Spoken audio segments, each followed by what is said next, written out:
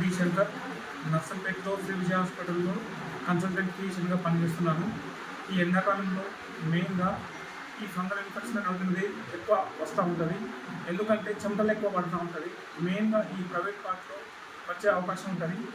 So ఇంకా చెప్పాలంటే ఈ హాస్టల్లో ఉండే పిల్లల్లో చాలామందికి చూస్తూ ఉంటాను, నా క్లినిక్లో వచ్చే పేషెంట్ చూస్తూ ఉంటాను. సో ఇటువంటి కండిషన్లో వచ్చినంత మాత్రం భయపడద్దు. అసలు రాకుండా ఎట్లా చూసుకోవాలనేటువంటిది చూసుకోవాలి.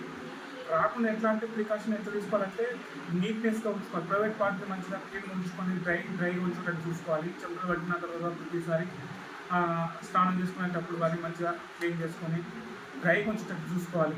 ప్లస్ ఈ హాస్టల్లో ఉండే పిల్లలు హాస్టల్లో ఉండి ప్లస్ ఇంటికి వచ్చిన తర్వాత వాళ్ళ తమ్ముళ్ళు కానీ అన్నలు కానీ వాళ్ళ సిబ్లింగ్స్తో ఇట్లా ఈ డ్రెస్సెస్ షేర్ చేసుకోవడం వల్ల కూడా అట్లా అంటే అవకాశం ఉంటుంది. కాబట్టి ఉన్నవాళ్ళు చాలా జాగ్రత్త పడి వేరే వాళ్ళకి ఇవ్వకుండా చూసుకోవాలి.